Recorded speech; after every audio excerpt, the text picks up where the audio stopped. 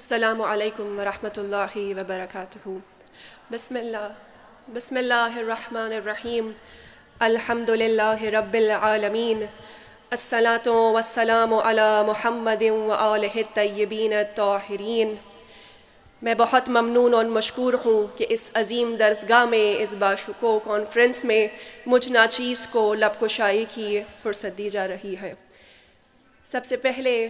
یوم ولادت فاطمۃ الزہرا ام الائمہ ذات کوثر سیدۃ النساء العالمین کی ولادت کے پرمسرت موقع پر تمام امت مسلمہ، خصوصاً اپنے وقت کے امام مہدی عجل اللہ تعالی فرجہ الشریف کے خدمت میں مبارکباد، اور آپ تمام پیروان کوثر، تمام حاضرین، تمام سامعین، اور خصوصاً ولی امر مسلمین رہبر معظم سید علی خامنہئی کی خدمت میں تبریک و تہنیت عرض ہے۔ اور ساتھ ہی ساتھ جامع ام الکتاب کے یوم تاسیس کے موقع پر اپنے استاد بزرگوار سید جواد نقوی حفظ اللہ، جو کہ مدیر اعلیٰ اور پرنسپل جناب محترمہ خانم طیبہ نقوی کی خدمت میں مبارکباد عرض کرتے ہیں۔ یہ عظیم درسگاہ جو کہ استاد محترم کی دن اور رات کی انتھک محنت کا نتیجہ ہے، اور خدا کی بارگاہ میں دعا گو ہے کہ پروردگار عالم وہ بیج اور وہ شجر جو استاد محترم نے یہاں کاشت کیا ہے، وہ بہت ہی جلد اپنے ثمرات وحدت امت اور قیام نظام امامت کی صورت میں ہمارے سامنے لائے گا۔ لیکن عزیزان محترم، جب خدا کی طرف سے کوئی نعمت دی جاتی ہے تو پھر اس کا شکرانہ بھی ادا کرنا واجب ہے۔ سید الشہداء ابا عبداللہ الحسین سے کسی نے سوال کیا کہ نعمت کا شکرانہ کیا ہے، تو سید الشہداء ابا عبداللہ الحسین ارشاد فرماتے ہیں، نعمت کا شکرانہ اس کا صحیح استعمال ہے۔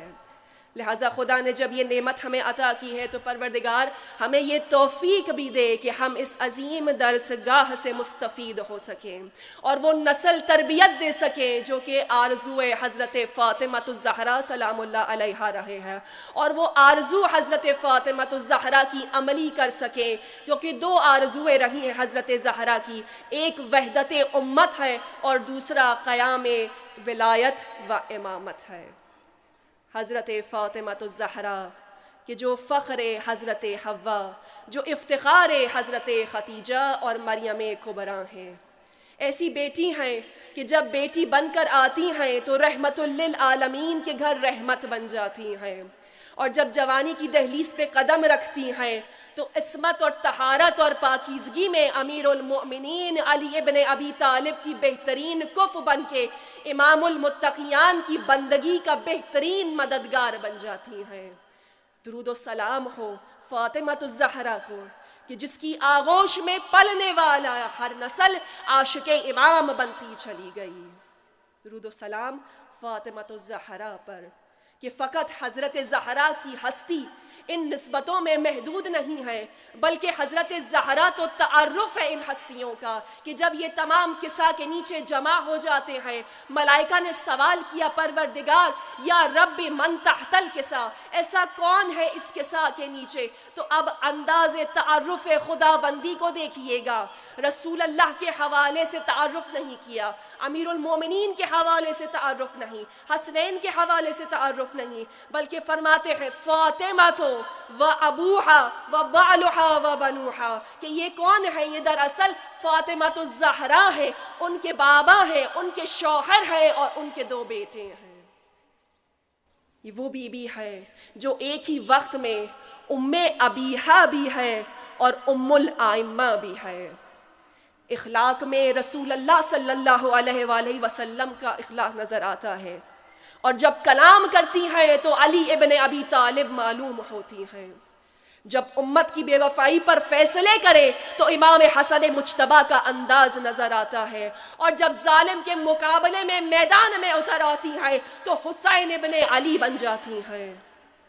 صبر میں امام زین العابدین کی شان ہے، علم امام محمد باقر جیسا ہے، صداقت امام جعفر صادق جیسی ہے، قوت برداشت امام موسی کاظم جیسی ہے، تقویم و رضا میں امام رضا کا عکس بن جاتی ہے، تقوی امام تقی جیسا ہے، پاکیزگی امام نقی جیسی ہے، جلال الرحمانی میں امام حسن عسکری کا عکس ہے، اور ارشاد و ہدایت میں امام مہدی کی جھلک بن جاتی ہے۔ یہ وہ فاطمہ الزہرا ام ابیحہ بھی ہے جو بچپن سے احساس ذمہ داری کرتے ہوئے کہ جس کو وما انطق عن الہویٰ کی زبان سے ام ابیحہ کا لقب بن جاتا ہے۔ 6 برس کی تھیں جب یہ لقب ملا تھا، اور زہرا نے پھر لاج رکھی اس لقب کی جو خدا کی طرف سے ملا تھا۔ بس عزیزان محترم، آج کا دن تجدید وفا کا دن ہے کہ جب ہم یہاں پر جمع ہوئے ہیں اپنے وقت کے امام کی خدمت میں ان کی جدہ فاطمہ الزہرا کی ولادت کی مبارکباد دینے کے لیے، تو امام ہم سے منتظر ہوں گے کہ آئے تو ہو جمع ہو کر، لیکن ہمارے لیے کوئی تحفہ لے کر آئے ہو، اور وہ بہترین تحفہ جو حضرت فاطمہ الزہرا کی ولادت پر ہم امام زمانہ کی خدمت میں پیش کر سکتے ہیں، وہ ہم آپس کے تمام تفرقوں اور اختلافات کو مٹا کر امت واحدہ بن کر جب فاطمہ الزہرا کی خدمت میں جائیں گے تو ہمارا جانا بھی قبول ہوگا، ہمارا ہدیہ بھی قبول ہوگا، ہماری کانفرنس بھی قبول ہوگی، ہماری کاوشیں بھی قبول ہو جائیں گی۔ وہ زہرا، وہ سیدہ کہ جو قرآن کی عملی تفسیر بن کے نظر آتی ہیں۔ سورہ آل عمران آیہ 103 میں خدا ارشاد فرما رہا ہے وَاعْتَصِمُوا بِحَبْلِ اللَّهِ جَمِيعًا وَلَا تَفَرَّقُوا، تم سب مل کر حبل اللہ کو تھام لو مضبوطی کے ساتھ اور آپس میں تفرقہ نہ ڈالو۔ یہاں پر 3 نکات قابل غور ہیں۔ فرمایا وَاعْتَصِمُوا، یعنی مضبوطی کے ساتھ تھام لو، پوری آمادگی کے ساتھ تھامو،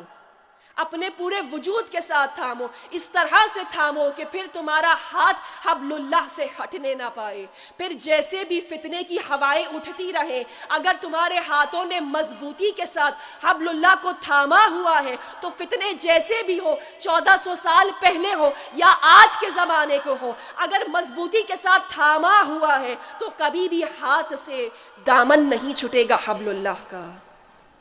دوسرا نقطہ حبل اللہ ہے، اور جب کسی نے سوال کیا امام جعفر صادق علیہ السلام سے آ کر کہ یہ حبل اللہ کون ہے، تو امام جعفر صادق ارشاد فرماتے ہیں ہم اہل بیت علیہ السلام کی ولایت حبل اللہ ہے، یعنی وہ نظام جو منشور ہدایت بنا کر خدا نے بھیجا ہے، اس کو مضبوطی سے تھام لو۔ اور کس طرح سے تھامو؟ تیسرا نقطہ ہے جمیعاً، سب مل کے تھامو، یعنی فقط یہ کسی ایک کی ذمہ داری نہیں ہے، بلکہ اگر تم اللہ کی رسی کو مضبوطی سے تھامنا چاہتے ہو تو خدا تمہیں بطور امت دیکھنا چاہتا ہے، بطور جمعیت دیکھنا چاہتا ہے۔ اللہ کی رسی کو مضبوطی سے تھامنا ہے، لیکن سب نے امت واحدہ بن کر اللہ کی رسی کو تھامنا ہے۔ اور پھر تاریخ اسلام نے دیکھا کہ جب امت نے اپنی یہ ذمہ داری عطا کی، سورہ آل عمران میں آگے چل کے خدا اس امت کی تعریف کر رہا ہے، مدح کر رہا ہے، اس کو سرا رہا ہے کہ تم بہترین امت ہو کیونکہ تم امر بالمعروف و نہی عن المنکر کو انجام دیتے ہو۔ یہ اس حقیقت کی طرف نشاندہی ہے کہ اللہ کے نزدیک کوئی بھی قوم، کوئی بھی ملت اس وقت اس کی رضا کی،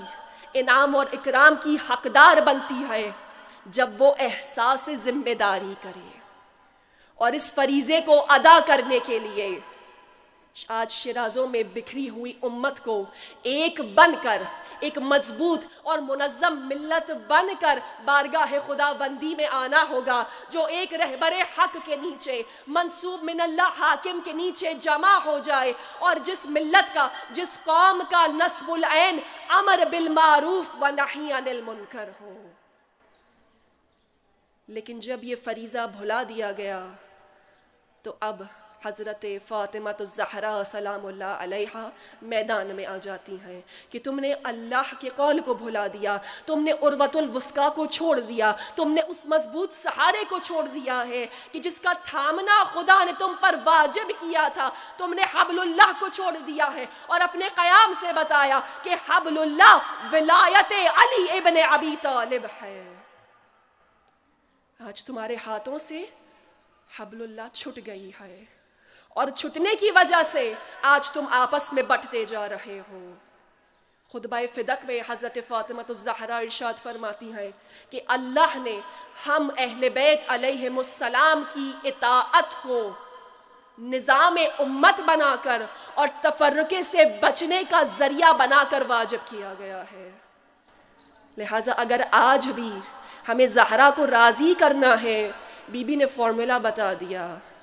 اطاعت اہل بیت ولایت کے سائے میں امت واحدہ بن کر۔ اور قرآن اصول بتا رہا ہے کہ زہرا کوثر ہے، حضرت فاطمہ الزہرا کا قرآنی نام کوثر ہے، یعنی منبع خیر۔ جس طرح زہرا کوثر ہے، سیرت زہرا بھی کوثر ہے، کردار زہرا بھی کوثر ہے۔ اگر کسی زمانے میں بھی کسی کو خیر چاہیے ہوگا، اسے در فاطمہ الزہرا پہ آنا ہوگا۔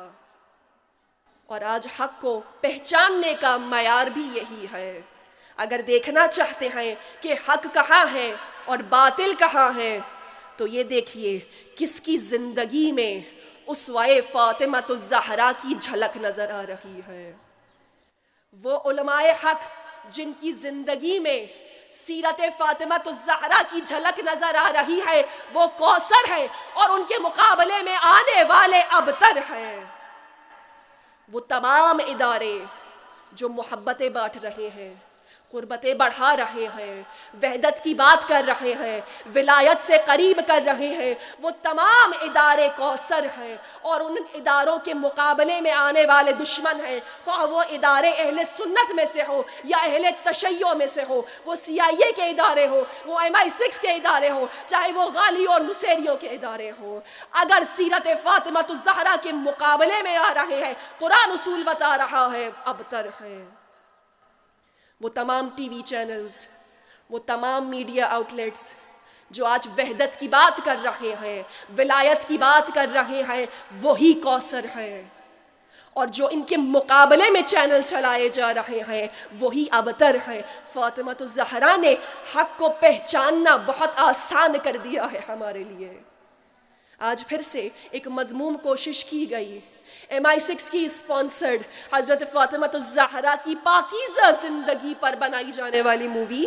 دا لیڈی آف ہیون بنا کر امت کو، بھائیوں کو پھر سے لڑوانے کی کوشش کی جا رہی ہے۔ عزیزان محترم، یہ وہی موقع ہے جب ہمیں عمار یاسر جیسی بصیرت کو استعمال کرنا ہے کہ ہم نے نیزے پر بلند ہونے والے کھال پہ لکھے ہوئے قرآن کے الفاظ کے پیچھے نہیں جانا، بلکہ ہم نے خیمے میں تنہا کر دیے گئے اپنے رہبر کے ساتھ جانا ہے۔ نام جتنا بھی مقدس استعمال کیا جائے، اگر نیت میں فتنہ ہے تو تمام کوشش فتنہ ہو جاتی ہے۔ جس طرح سے علامہ اقبال فرماتے ہیں،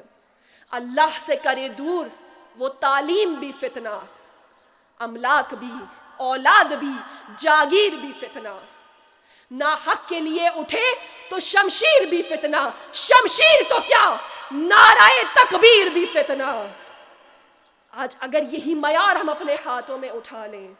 آج در زہرا کو تو نہیں جلایا جا رہا، مگر آج سیرت فاطمہ الزہرا کو جلانے کی کوشش کی جا رہی ہے۔ وہ فاطمہ الزہرا جس کی تمام زندگی امت کو اپنے رہبر حق کے نیچے لانے میں گزر گئی، امت کو منسوب من اللہ کے نیچے جمع کرنے میں گزر گئی، وہ زہرا جس نے سوائے محبت کے، سوائے شفقت کے امت کو کچھ نہیں دیا، آج اسی فاطمہ الزہرا کا نام استعمال کر کے امت کو لڑوایا جا رہا ہے۔ بس عزیزان محترم، آج کا دن جہاں مبارکباد ہے وہاں ذمہ داریاں ہیں، وہاں تجدید وفا ہے۔ امام زمانہ منتظر ہے کہ آج ہم کیا امام کی خدمت میں جا کر ان کی جدہ کی ولادت کے حوالے سے تحفہ پیش کریں گے۔ اور جس زمانے میں بھی ایک زہرا موجود ہوں، اس زمانے میں رہبر تنہا نہیں رہتے، تو آج ہم اور آپ لاکھوں اور کروڑوں کی تعداد میں موجود ہیں۔ باعث ندامت ہوگا کہ ہم اپنے آپ کو پیروے فاطمۃ الزہرا بھی کہیں اور آج رہبر کو تنہا بھی کر دیں، کیونکہ جب نعمت بڑی ہے تو اس کا سوال بھی بڑا ہے، اس کی ذمہ داری بھی بڑی ہے۔ اور جس طرح سے امام جعفر صادق علیہ السلام نے اپنے شاگرد سے ارشاد فرمایا تھا، اے شاکرانی، کوئی اچھا کرے یہ خوب ہے، لیکن تم کرو تو خوب تر ہے، کیونکہ تمہاری نسبت ہمارے ساتھ ہے۔ اور کوئی برا کرے یہ برا ہے، لیکن تم کرو تو زیادہ برا ہے، کیونکہ تمہاری نسبت ہمارے ساتھ ہے۔ بس یہی معیار ہمارے لیے بھی ہے۔ جب ہم نے اپنے آپ کو چادر فاطمیہ میں لپیٹ لیا ہے، حجاب فاطمیہ جسموں پر سجا لیا ہے، تو ہم زمانے کو بتا رہے ہیں کہ ہماری نسبت فاطمۃ الزہرا کے ساتھ ہے۔ تو اب کوئی اچھا کام کرے سرزمین پاکستان پر یہ خوب ہے، لیکن ہم کریں تو زیادہ بہتر ہے، کیونکہ ہماری نسبت فاطمۃ الزہرا کے ساتھ ہیں۔ اور اگر آج کوئی خاتون غیر ذمہ دار ہے، بے حیا ہے، فاسدہ ہے، یہ برا ہے، لیکن اگر ہماری صف میں ہی کوئی ایسا موجود ہے تو یہ ہمارے لیے زیادہ برا ہے، کیونکہ ہماری نسبت حضرت فاطمۃ الزہرا سلام اللہ علیہا کے ساتھ ہے۔ اس دعا کے ساتھ اختتام کروں گی کہ پروردگار ہم اور آپ کو صحیح معنوں میں پیروان کوثر بننے کی توفیق عطا فرمائے، اور آج کے دن اس بابرکت ساعتوں میں ہدایت پانے کی، اس پر عمل کرنے کی اپنے وجود کے ساتھ، اپنی اولاد کے ساتھ، اپنے گھروں کے ساتھ توفیق عطا فرمائے۔ پروردگار رہبر معظم کا سایہ ہمارے سروں پہ دراز فرمائے،